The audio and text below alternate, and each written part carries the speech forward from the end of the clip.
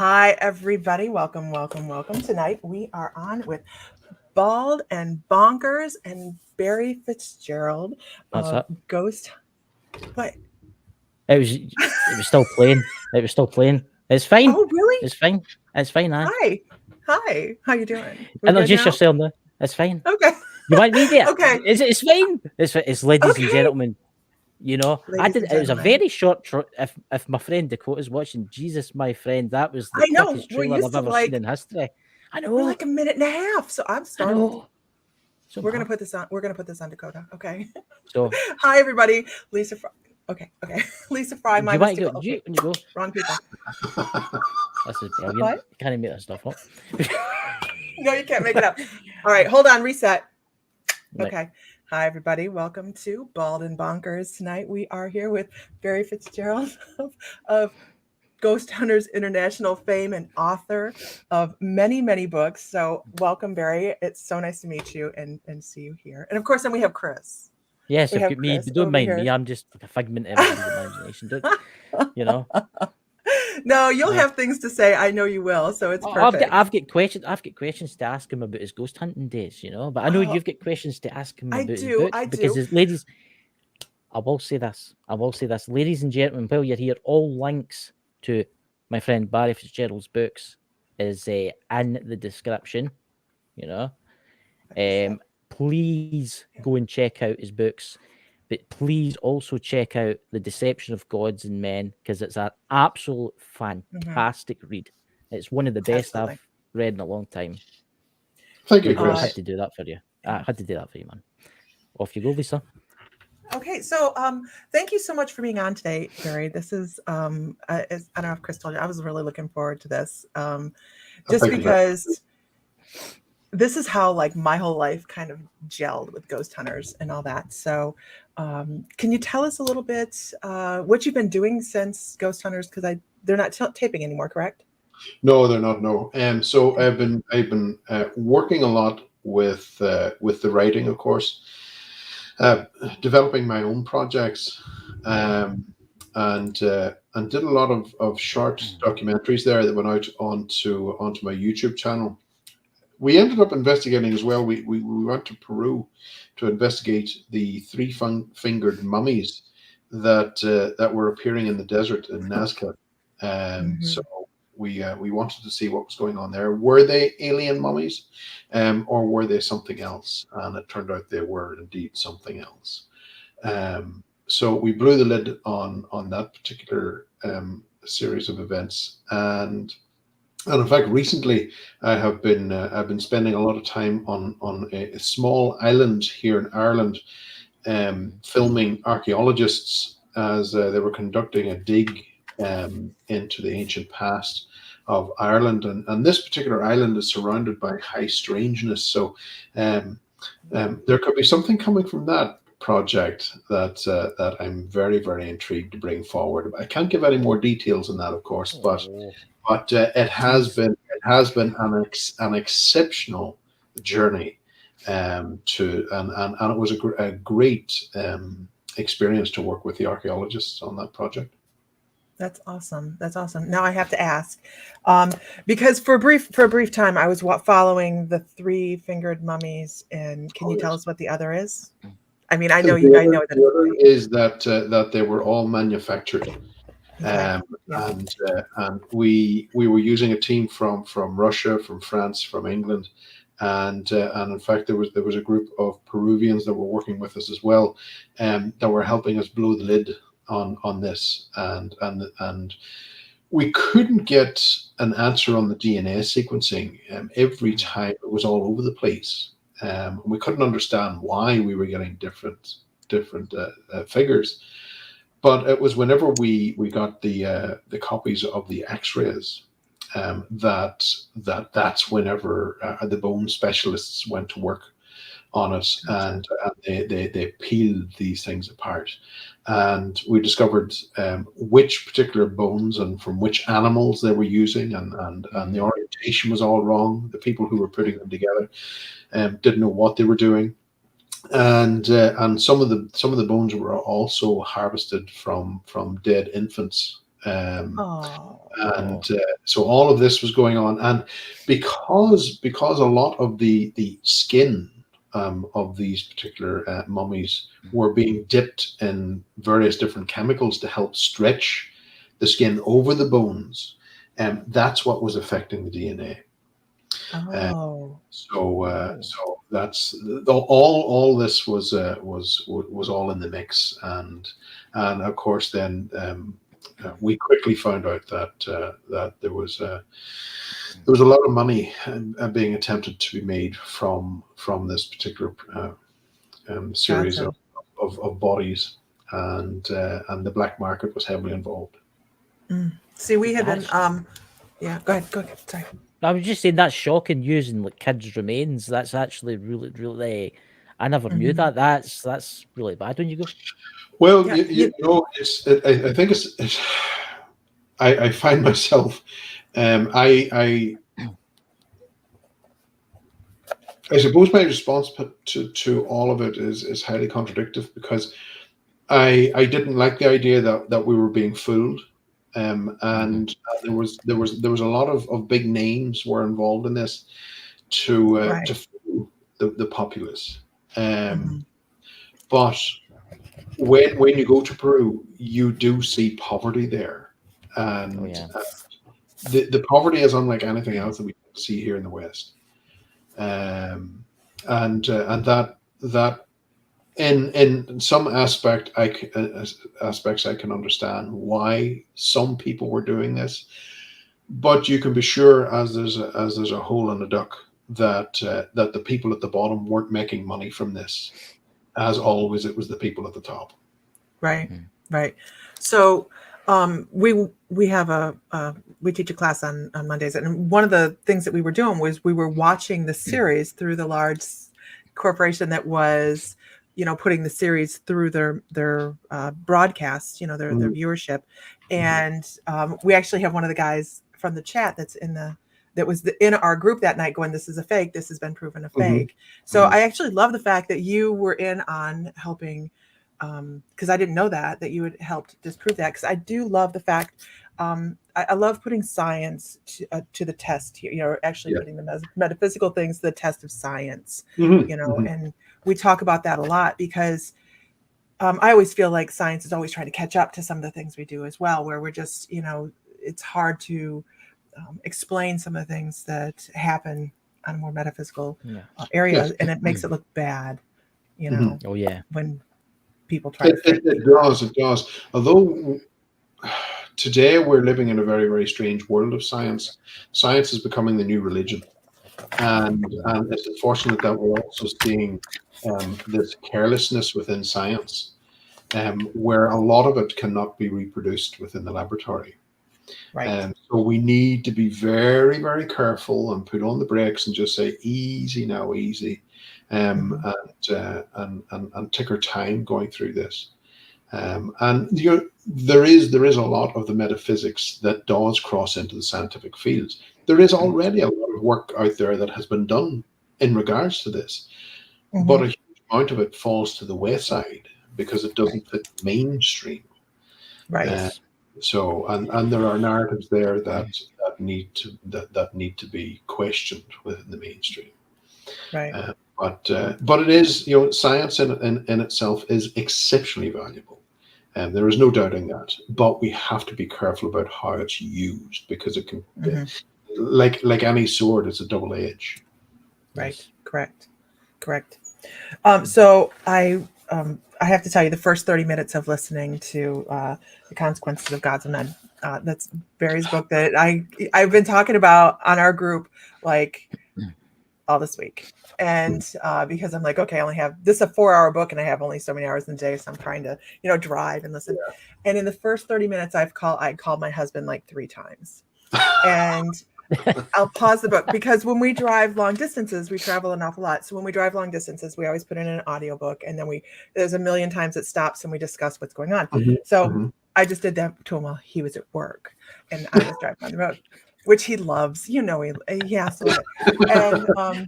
And Oh God. So I called him. I'm like, oh my gosh, honey, these things, like I've already heard these things, and that you were talking about in your book. So I started, I'm listening to the because we don't have to know everything. It's the beautiful part of every day Yes. you learn something new. And I'm Mhm. sitting here going, wait a minute, there's fairies and there's fae. What the heck is going on? My world just melted. And I just went, oh, let me call my husband. So he just loved it. But can you tell us, your basic premise for this particular book? And I'm just going to come so much better for you. I'm going to have questions too. Don't worry. Sure. Go for Yeah, it. the So big deceptions list. of gods and men came about because we wanted to explore what was communicating with us, what was coming through the void, and why were we seeing high levels of deception, and how did it interact with us? Where do we see this interaction happen? And is this across a broad spectrum of research fields, the fringe research fields? And it was. There was a common thread that wove its way through a lot of the fringe research fields, and a lot of the phenomena was connected in that particular premise.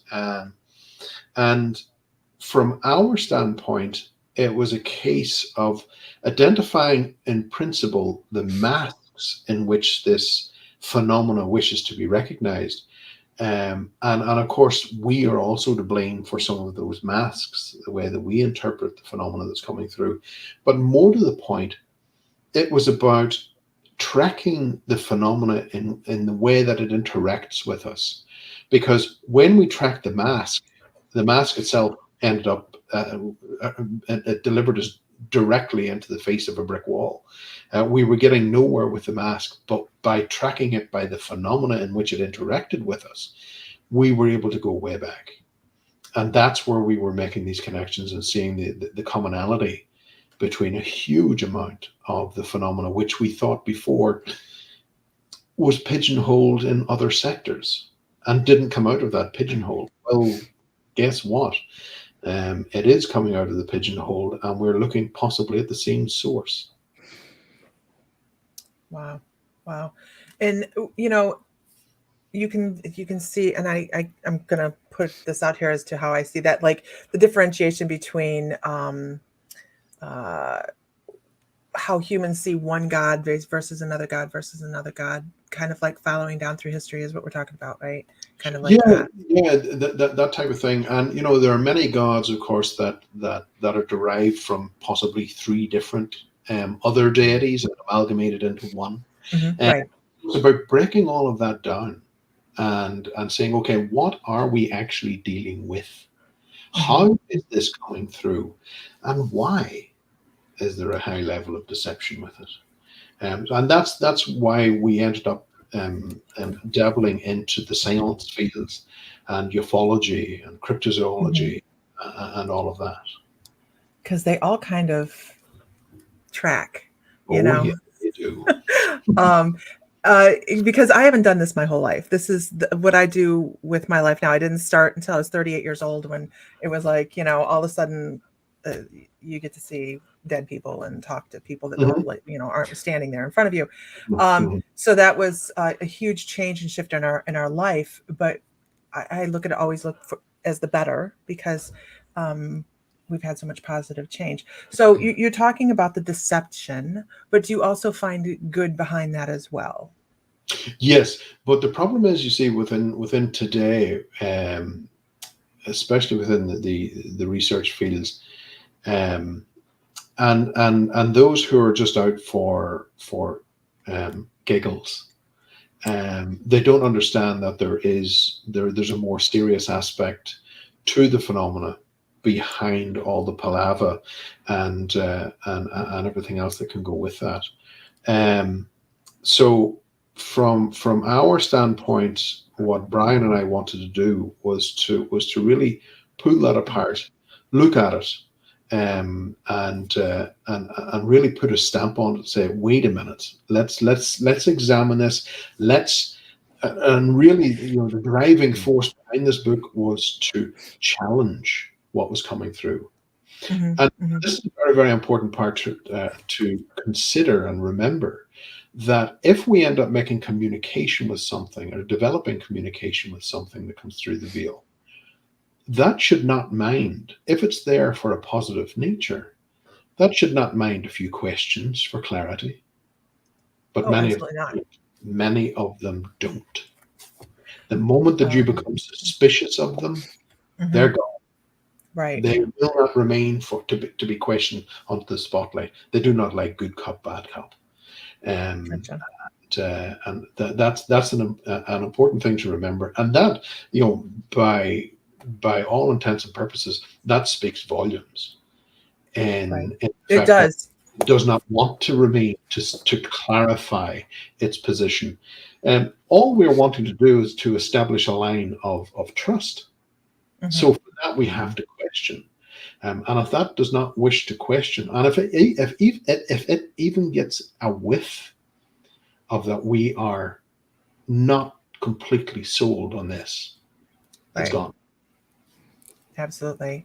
Yeah. And what's really interesting about that though is you find that people that, and you say out for giggles, right, to start on this type of path, and they do it just for the fun of it, which I did in the beginning because I didn't know any better. I didn't have any teachers at that point. You end up communicating and bringing things around you that are negative, which I did Mhm. stupidly, and figured out how to get rid of it, Mhm. and had to deal with that right out the gate. So I think that was a huge um, lesson, but I never really kind of thought of it that way. I just kind of went, oh, look, I picked up a negative, whatever, and didn't think of it as anything larger than Yeah. just, a Mhm. particular entity in one spot.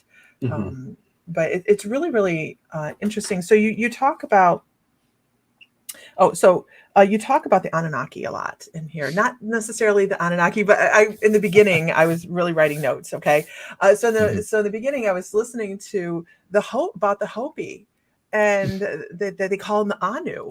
Mhm. The Ant people, they call them the Anu, and then the Naki is the word for friend. And I was like, well, look at that right there.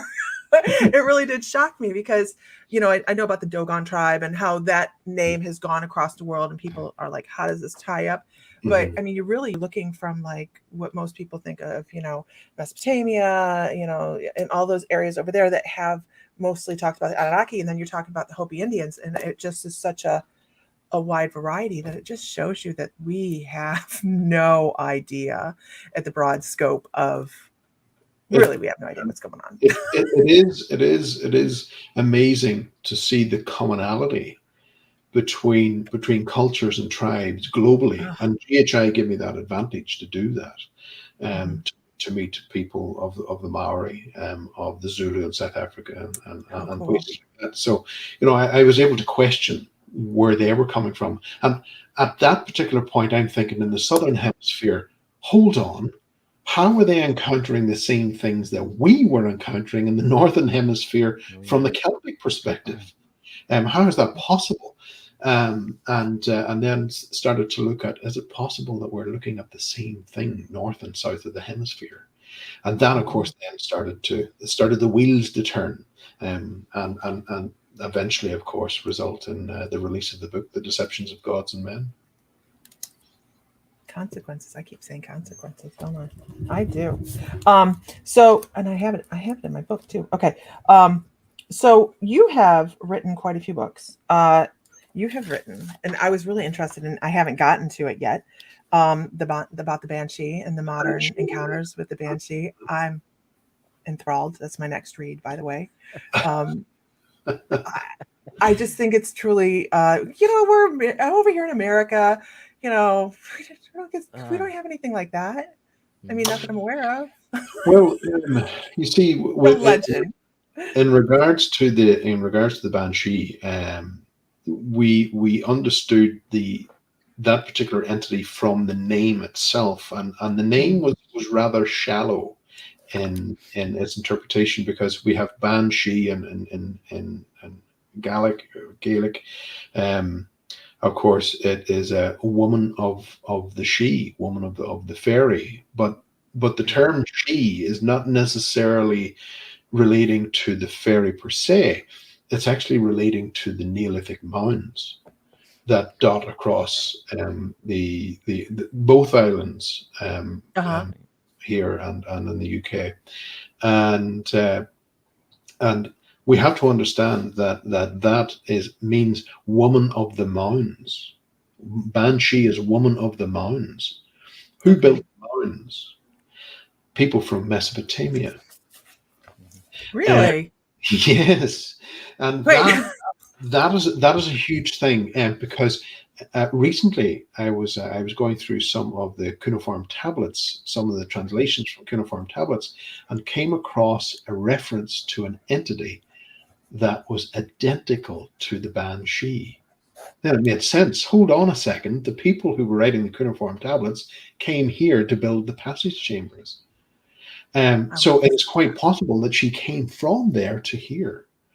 And when we go and we start looking at a lot of this particular phenomena, we see, again, this is one of those little connecting factors throughout a lot of the phenomena. We find a lot of it around rocks. We find a lot of it in rock strata, in rock plateaus, in cliffs, in cave systems. Again, it's back to the rocks. And David Paulides in the United States, within his work of Missing 401, he's gone on record to say that a huge amount of people that disappear in the United States under unusual circumstances disappear in rock formations and boulder fields. And we see within UFO phenomena, for instance, we'll see the craft flying into a cliff face and back out of it again. We see a lot of cryptids disappear into rocks. Right. So it's all about the rocks. And from an English perspective, you have the entity, the old folk tale of the goblin. But if you track the name back in etymology, there's a value in etymology, understanding the direction of words. You go back into Middle French, and it's gobelin, and you move back into Germanic terminology, it becomes kobe. Kobe means hole in stone, so it's coming from stone. That's so interesting. So there is a huge value in etymology, even and Chris, from our standpoint, because my land is very similar to your land, in that aspect, and when you consider the likes of the naming of townlands, there is a value in understanding the etymology of how that townland became known as what it is, and today we've lost that.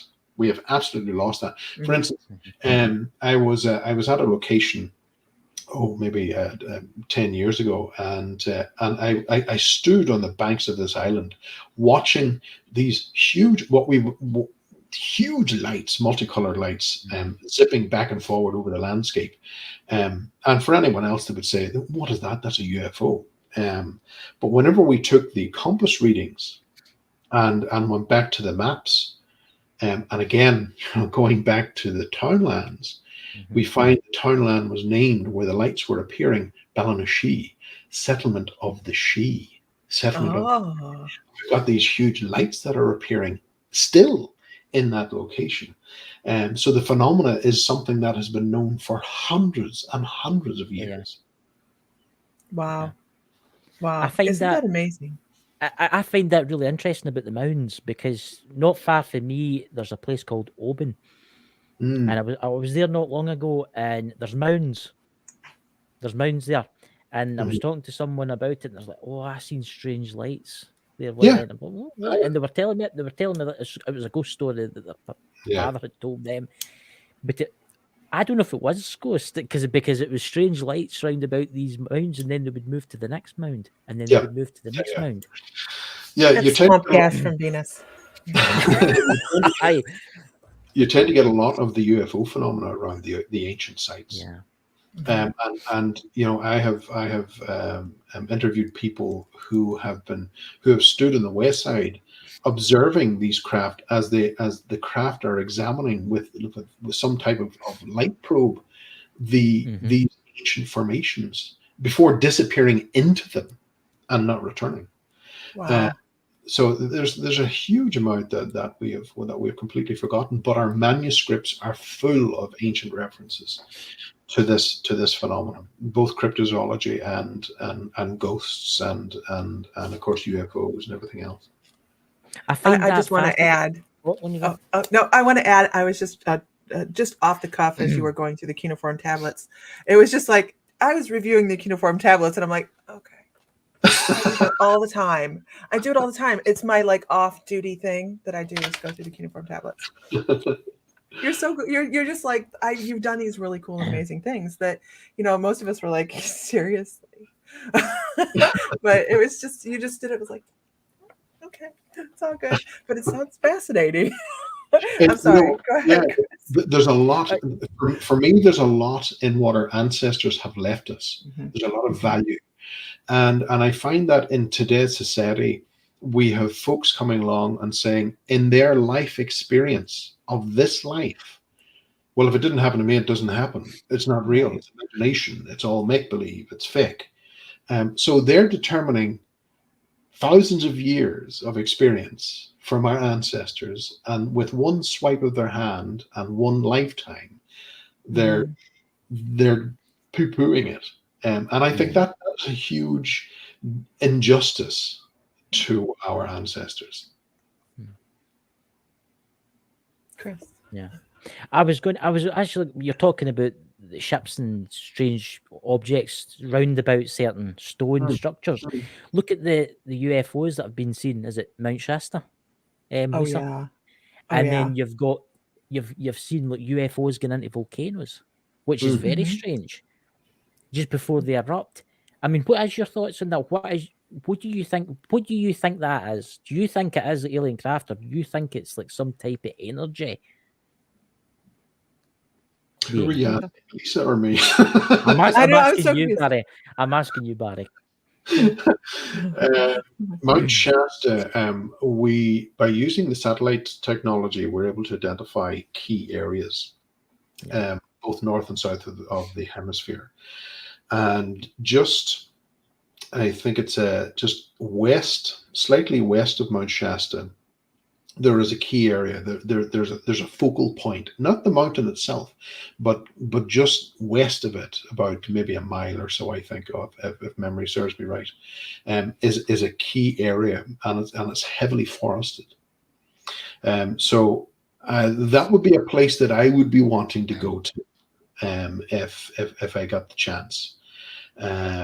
But now, in regards to other areas and what people are seeing and everything else, there is a problem with that, especially whenever we're trying to call the phenomena in, because there are side effects to that we really need to understand. When we're calling it in, we're inviting it, and that puts us into a very unusual area. And also the phenomena that can come with that can be very, very troubling for a long time, especially trying to shake it off. So we need to understand that standing outside, shining lights into the sky and making contact is okay, but be aware that you've opened an invitation. Yeah. And that goes right across the board, that you got to understand what you're doing. And like many things within paranormal investigating, we open the door. We say, hello, is there anyone there? But we rarely close that door again. Yes.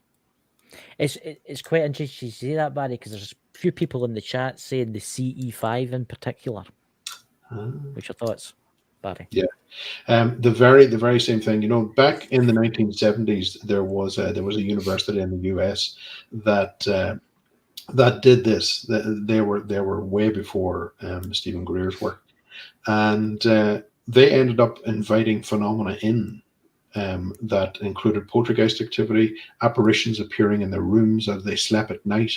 Their homes were invaded, and they were open to physical attack, to never mind spiritual attack.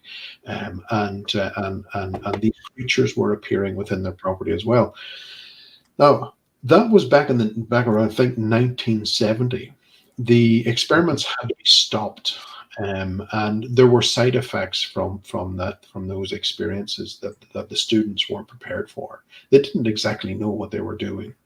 Now, moving forward into the 1970s, we've got the experiments that were being conducted in the Livermore laboratories, in which scientists were establishing contact with this energy.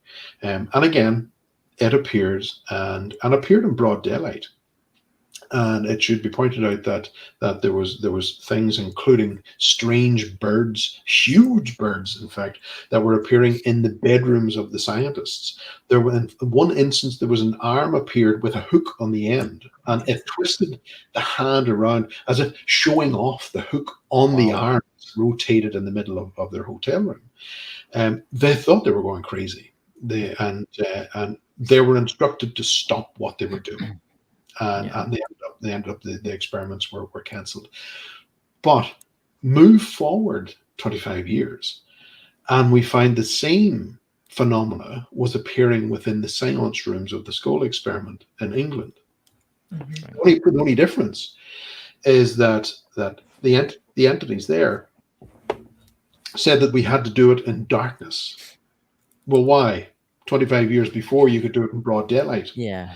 And so again, the contradictions were there, but the phenomena was almost identical, including the hands that appeared, and the sitters would check up the arms, and after the elbow, there was nothing. Physical manifestation was occurring, and I think we get lost in this idea of nuts and bolt craft, because anything can be manifested. And that's what I was thinking. Anything can be manifested, and those experiments show this, that anything can be manifested. But the problem is here, you see, within the modern approach, we've got this idea that, well, we can manifest, we can put it out to the universe, and we can manifest. I want this to manifest into a banana. I believe it's a banana. It's still a pen. So the problem, you see, there's a lot of theory out there, very little practice. So that's I think from my perspective, that's what I want to change. I want to address this theory. I want to challenge the theory, and I want to see what information we can gain from that. Something that we can, as a species, we can learn from, we can develop from. And work from that. The human body, I feel, is exceptional. It is a wonderful piece of technology that can really glide along this area of metaphysics and science. We have this innate ability to do that, but we can also hinder it. But that's a different story altogether. Yes. It's very interesting, Barry, because say how you said that the scientists were going back to their rooms and they were experiencing like a hook or a hand coming out the wall. Maybe they were exposed to something that affected them, and when they went to their bed at night, maybe they were doing it with their brain. You would think that, but their wives were also experiencing it as well, so they weren't part of the experience. Right. Were part of the experiment. Yeah, right. Lisa. So basically, if you were out ghost hunting and something like that happened, that's a moment that I would remember. I definitely would remember that. But no, I mean, it's there's such a wide thought process on all of this, and everybody has their own opinion. Everybody's going to form their own opinion, and I was listening to your book going, wow, because just like everything else in life, I don't agree with everybody, and it's okay. And I'm sitting here going, but wow, there's a lot of things in here I said at the beginning, I already heard.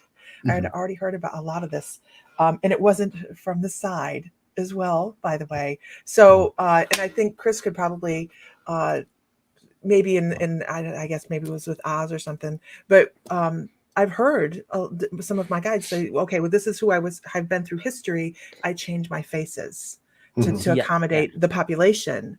And so you started talking about that. I was like, okay, all right. But there was just so much in your book that was just absolutely fascinating. shining ones. Can you define and tell a little bit about the shining ones? Nemesis. I encourage everybody. So let me do this really quickly. Everybody, if you have not liked and followed this page, either Facebook, YouTube, however you are, please go ahead and do that. But I do encourage you to go buy the book, The Deceptions of God and Man Yeah. by Barry, because Barry Fitzgerald, it's on Amazon. You guys can find it there. You can find it in the links below. But you guys, I want to hear about the shining ones. So here we go. Here we go. So, get something.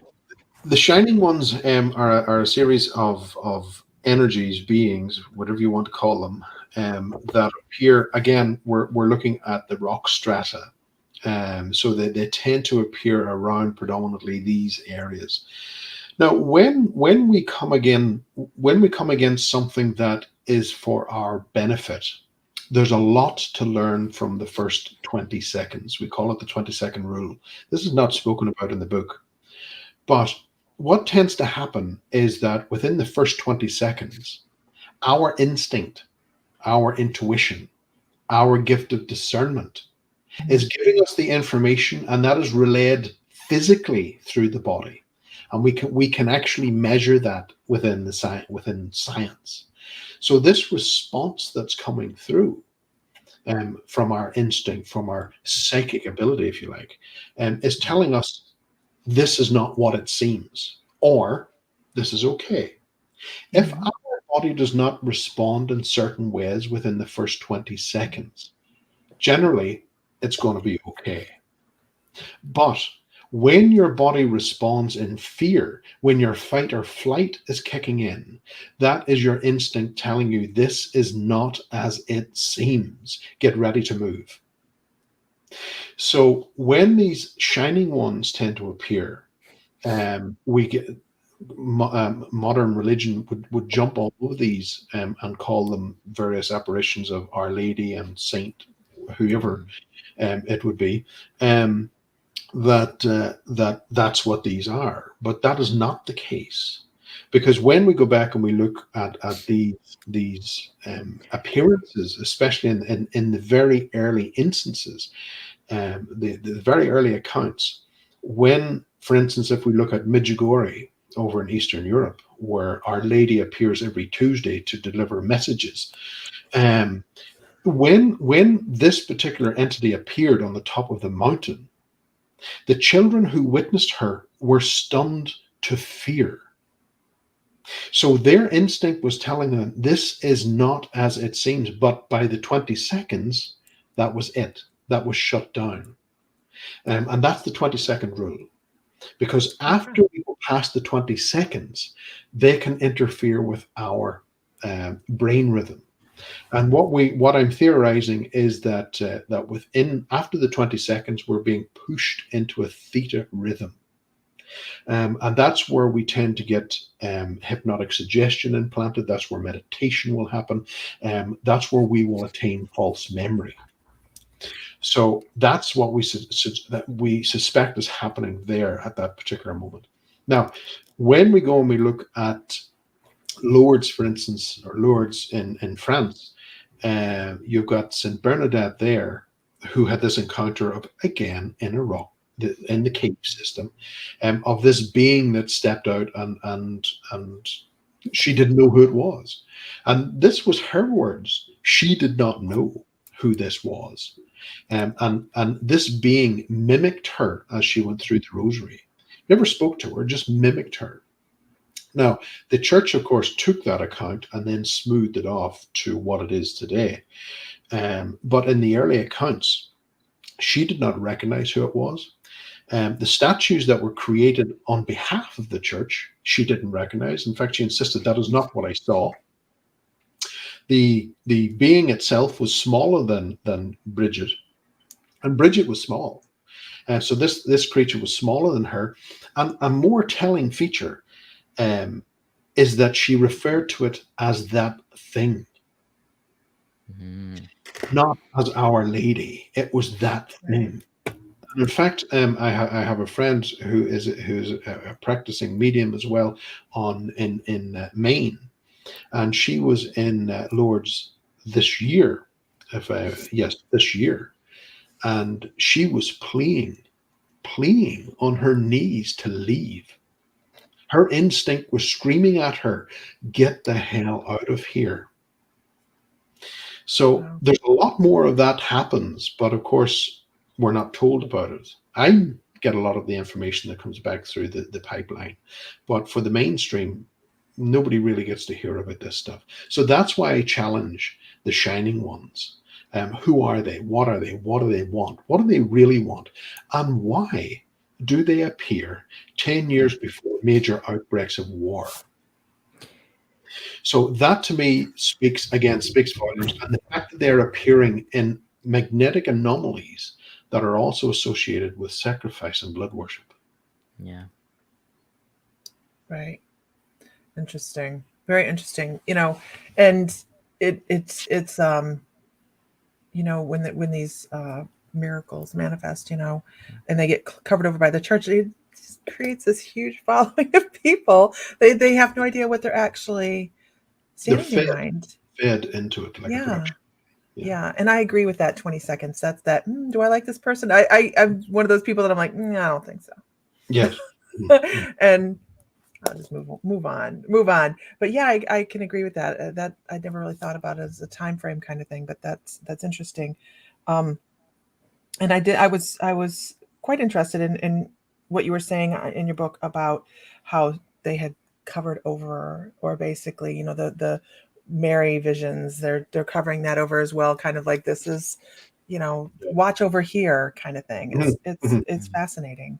Yeah. And you have you have this huge wide range of people that are going to give you information. You get to collect all this, and Yes. I really appreciate you making it, accessible to everybody to be able to digest it in a way that makes sense and is, we can go, oh, now I see that, how that relates to what we actually do in real life. So, awesome. What kind of ghost hunting questions do we have, Chris? I'm still stuck on this theory. I'm still stuck on this theory because I've got my friend that I talk to, right, and it's made me think, who is he? Because when it comes to me, he's told me he's I don't even think he's a he, right? I don't know if he's a he or a she, right? But he's told me that over the thousands of years, he's played different people. So it's making me wonder, who is this entity? I mean, Lisa, you're in the same boat as me because you've got, is it Oz that comes to you? And... Yeah, Oz, and I even hate to say, I work with a collective of the Oracle of Delphi. So the women that have lost their lives over time, it's a significant amount of women over the that tradition that they did. Well, a lot of the Oracle of Delphi, of course, shared similarities with a lot of the various areas back in the day where communication was easier to happen, where the veil was thinner. And the likes of the Oracle of Delphi was interpreting what was coming through the veil, through the doorways, which generally tends to be guarded. Well, not guarded, guard would be the wrong term, but where the information was coming through on the mouths of serpents. And that's an interesting aspect, because we find serpent worship goes back 70,000 years into Botswana. And so serpent worship is nothing new. It's been going for a very, very long time. But when we cross that over and start looking at the connections with the mounds, with the stones, with the underground, like the Oracle of Delphi, and this connection with wisdom, because the serpents were communicating wisdom from beyond. And we look at biblically, of course, there's this idea of Eve, the female, working with the serpent at the tree of knowledge. And of course, that became completely bastardized and changed into something that it wasn't meant to be. But the Oracle of Delphi was another one of those key areas where we tended to find that these beings that were coming through were giving information on communities, on how to rule communities, politics, government, weapons, war. All of that was being addressed. Now, when we move forward and we move into the modern 1960s, 1968, there was a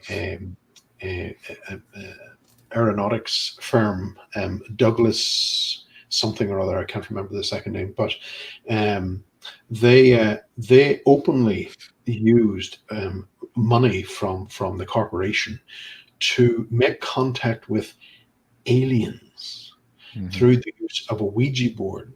Now, I know that we may laugh at the idea, but I've actually got the paperwork to show that this was being done. They were trying to gain information on how to develop advanced engine design from so-called aliens by using Ouija boards.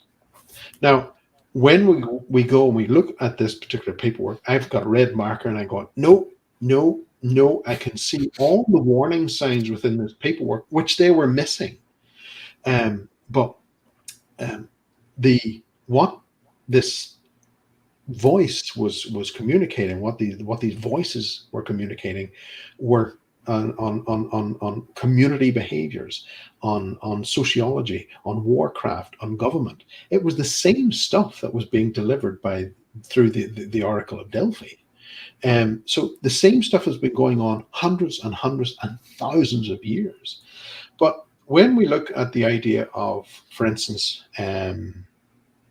guardian spirits, guardian angels, there's a great title, guardian angels. You have to trace that back into time and see where that change was happening. You see, from when we go back into the Roman period, you've got this idea that anyone who was gifted with the arts, with writing, with poetry, with music, they were listening to their genius. Their genius was always outside, not inside, where we believe it is today. No, this was something that was outside, influencing the way we react. So that, in principle, is the movement from our guardian angel back into genius. But when you push that back further, and a lot of people will resist the idea that genius is not connected to jinn, it is connected to jinn. Because when we go back into Syria and I can't remember Palmyra, the city that was heavily bombed, but when we go back into Palmyra, that was the central focal point for the development of working with jinn, and aiding and having benefits of jinn accompany people across the desert to keep them safe from the bad jinn. But it was all of the same coin. So obviously we have to understand that what we're communicating with is nothing more than what was identified back 2,000 years as a jinn. And that goes back further and further and further. Absolutely. Into Mesopotamia and beyond, because it does go beyond, we lose the track, we lose the trail, because there's no written word. Right. But we see the idea of the mound builders. They do exist pre-Mesopotamian time. You've got the Eubidians who have the mound builders there, and they were a very sophisticated culture as well. We know very, very little about them though. But the mound builders, of course, we see moving from the Middle East across into Western Europe, and we see the mound building continuing over in the Americas as well. See, that's what I find very interesting, Barry. This is what I'm going to ask you here is, obviously they've travelled to Ireland and Scotland to build those mounds, right? Yeah. Who were they an ancient civilization that are very technologically advanced, right? Because let's face it, they're travelling thousands of miles. What happened to them? Why? Because if they were still here, obviously, you probably wouldn't be. Was there some cataclysm? Was there some war? Why? There's some, well, from their particular standpoint, yes, it was good to continually move. You want to redevelop, you want to set up somewhere new. But were they coming over in hundreds of thousands? Probably not. You just needed enough to come across to get the movement rolling, so to speak. and the DNA analysis has showed us that yes, they were here from Mesopotamia.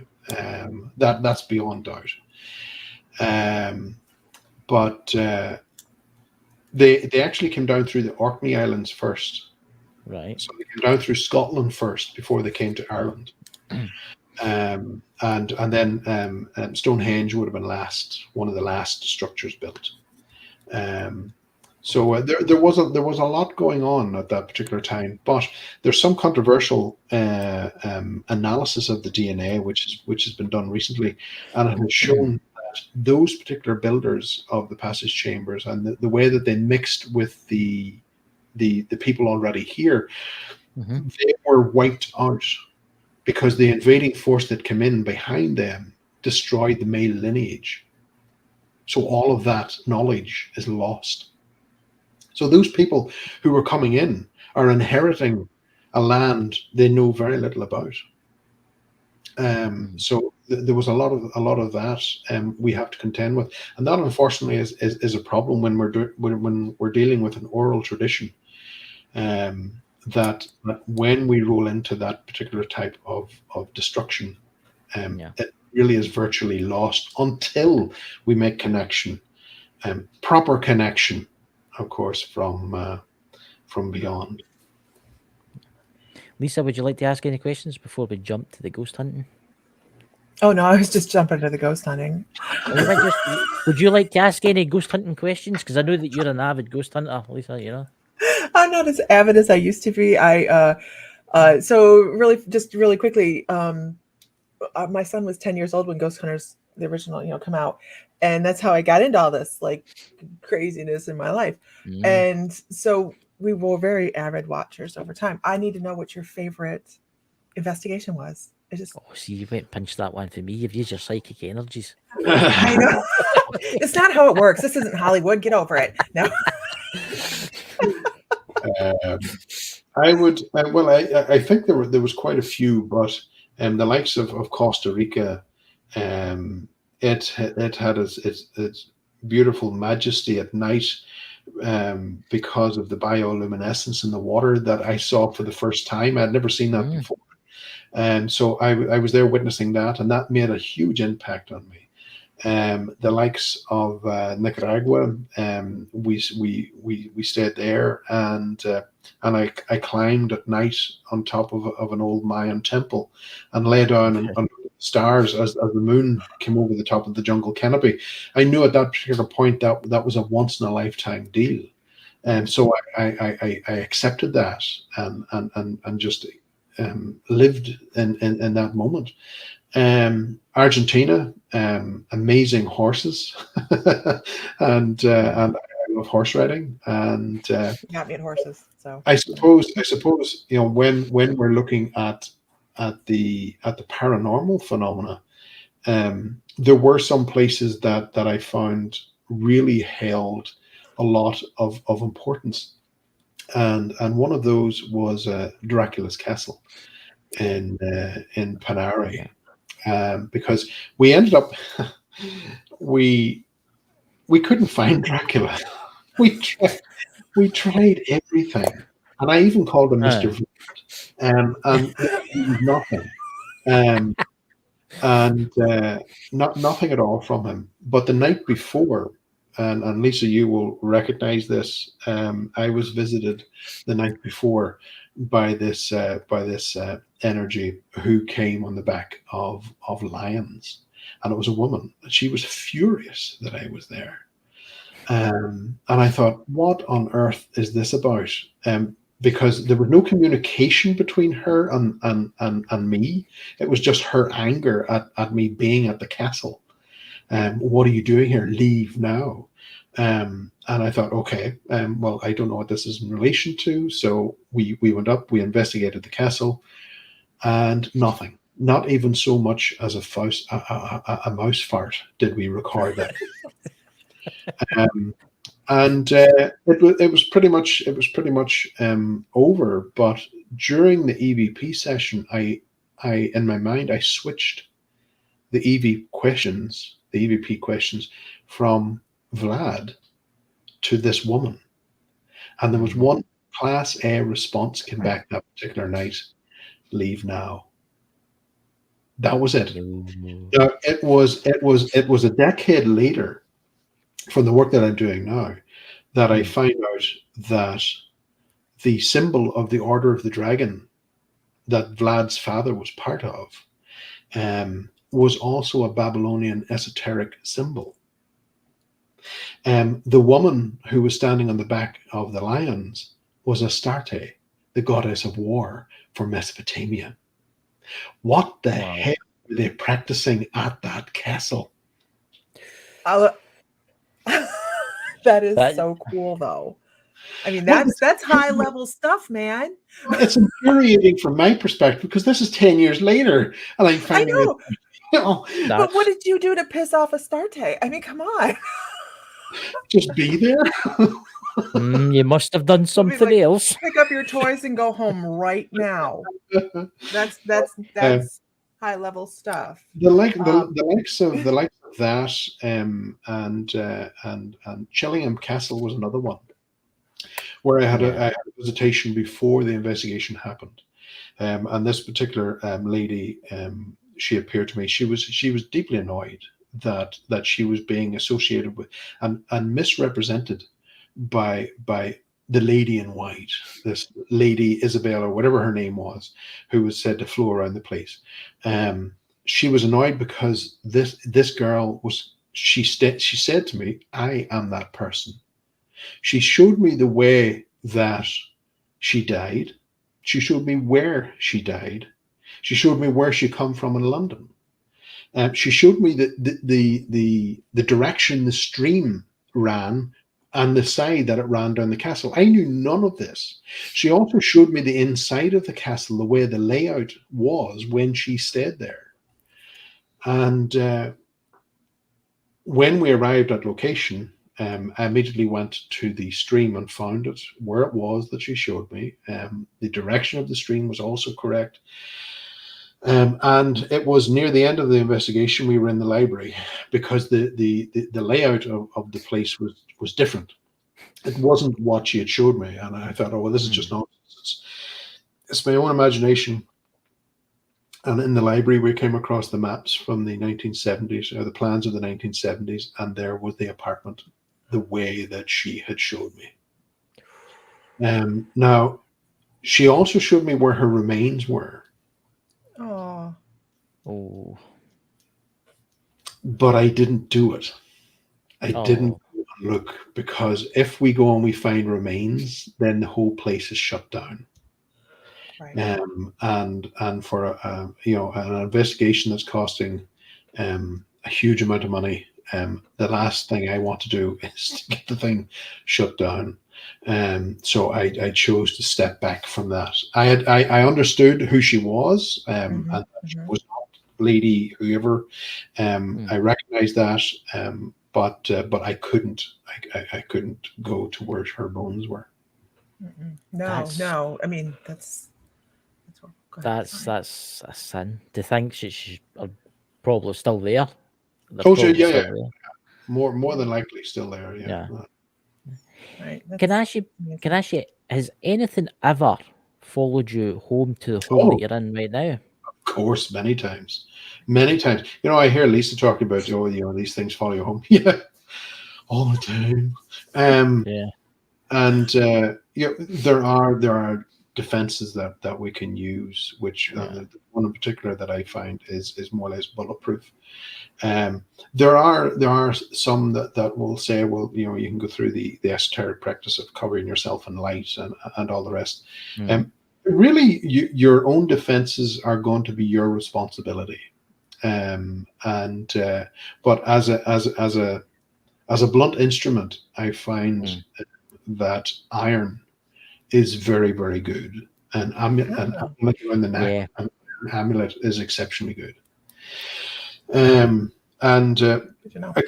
when we look at this crossing of the phenomena into the different periods or into the different identities, if we go back into the Semitic demons, the incubus and succubus, 9 times out of 10 they attack women more than men, and they attack the women. They wait. They attack the women usually as they enter their monthly cycle, when they become anemic, the iron count goes down in the body. Oh, So it's almost like waiting on their prey, and they can't affect us any other way. So that's an important thing to remember. It makes you interesting, very interesting that, because it makes you, these entities have obviously got they're sensitive to iron. Oh, they have Why? Achilles heels.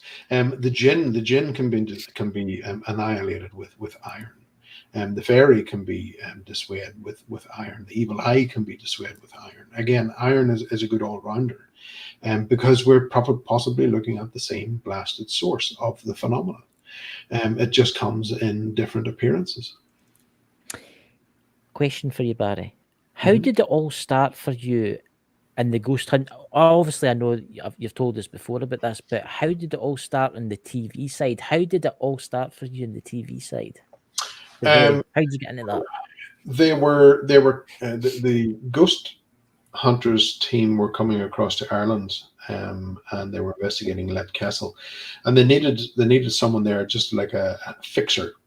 And I was asked, would I consider doing it? And I said, yeah, sure, no problem. And whenever I arrived there, I find out that Steve Gonzalez was afraid to fly. So they were one man down, and they said, would you mind going in front of the camera? And I said, yeah, sure, whatever, that's fine. And lo and behold, it turned out to be one of the highest rated shows in the series history. And about several months after that, I got a phone call at home, and it was from Los Angeles, and they said, we're doing a spin-off show, we're doing an international show, would you consider joining the team? And I said, sure, yeah. And that was it. So. I honestly, I loved the show. I mean, I would sit down and look forward to it coming on. You know, it was kind of my highlight of the week. Yeah, I was really, from our perspective, we really wanted to try and break away from the cookie cutter format. You did good. And, I after we had finished season 3.5, I flew down to Singapore. And there I was arranging locations there that we would investigate, which were going to challenge the team physically, never mind spiritually, because I felt that there needed to be more there to connect us to the phenomena, and I wanted to show what we were going through to get to these places, because of course, all of a sudden we're on the radio, we're talking to each other, what's happening. You don't know how we were getting there, what trouble we were facing to get there. Yes. The amount of things that we had to go through and get things organized, and never mind try and get our equipment released from being seized by various different unscrupulous people.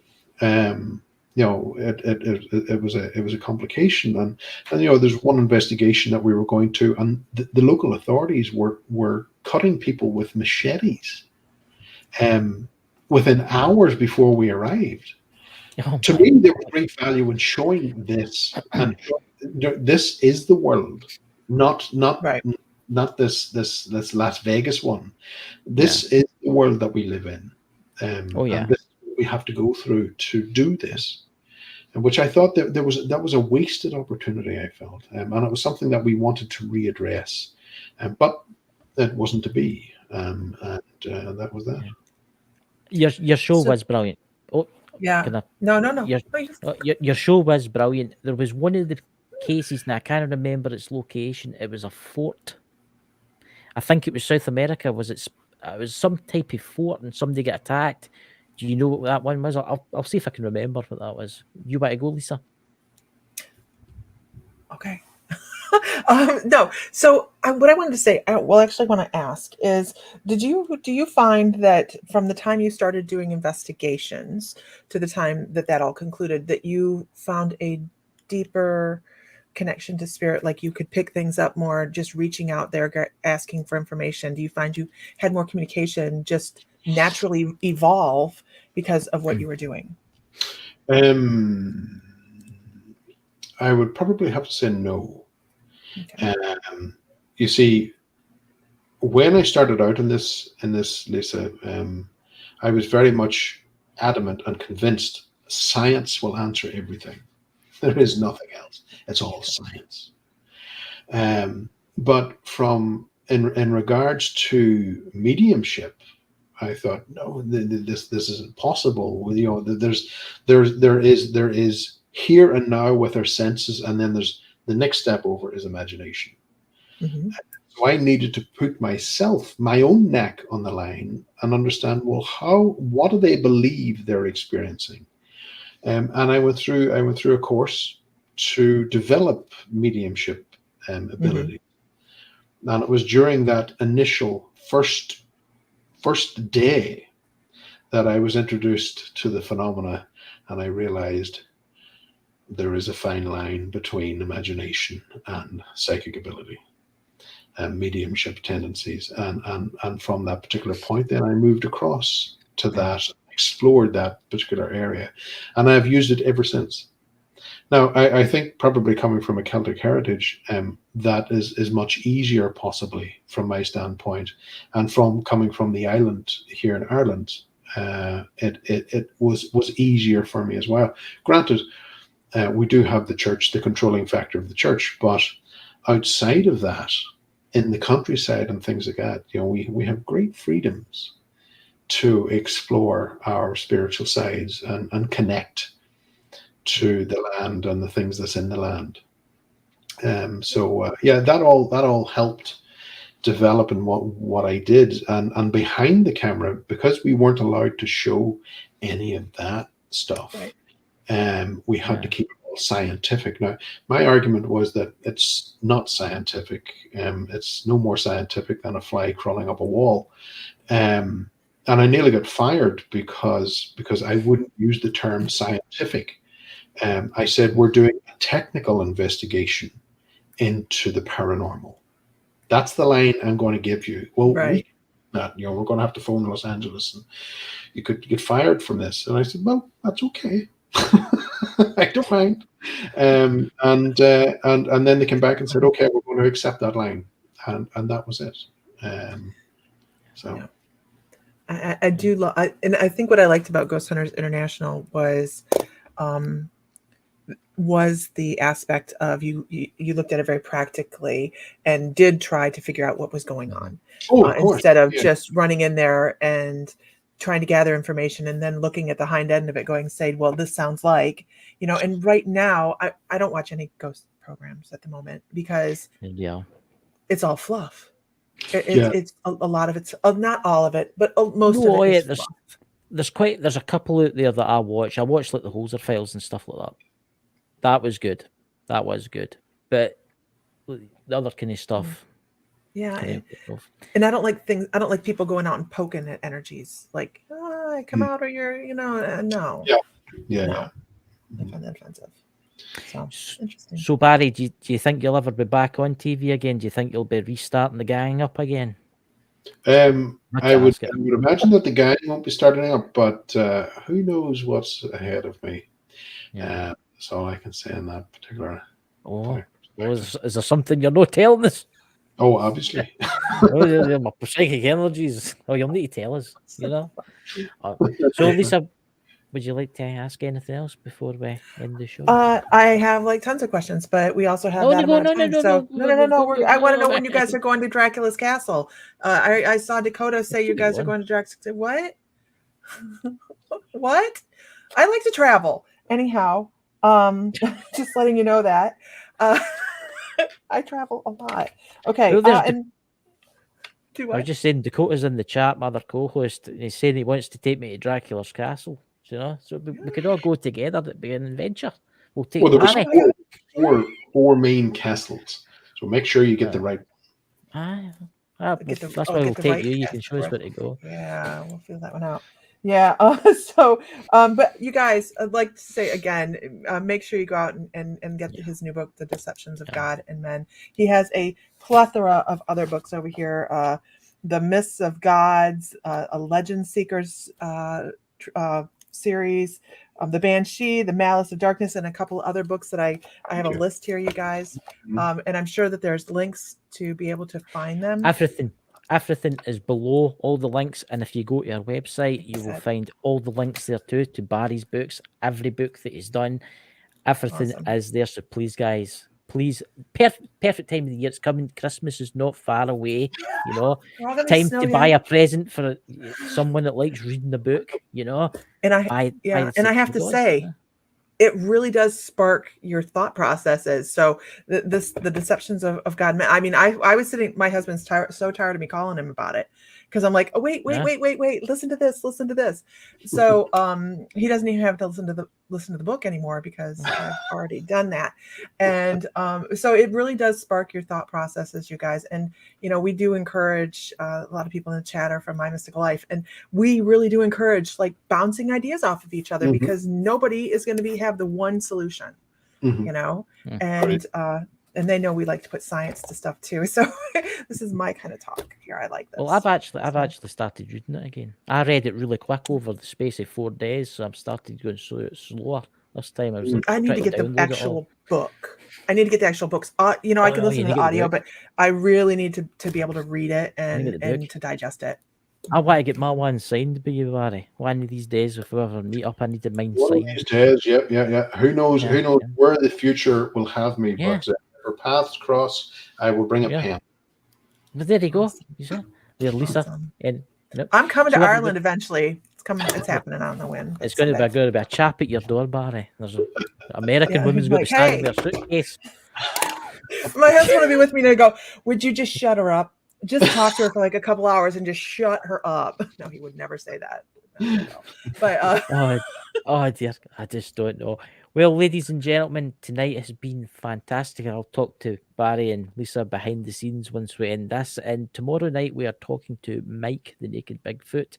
We are talking to the real truth, Mike the Naked Bigfoot. I know it's a brilliant name that he's got. But actually, he's a voodoo priest, and we're actually going to be talking about the real zombification in the voodoo culture, the real zombification. So obviously, the made up stuff for the Walking Dead and stuff like that, you know. But ladies and gentlemen, I'll play the credits and I'll see you all tomorrow night. And thank you everybody for coming. And please visit and buy his book for Christmas. Buy it for anybody, your uncle, your auntie, everybody can have it, you know. Right. Catch you later, guys. Bye.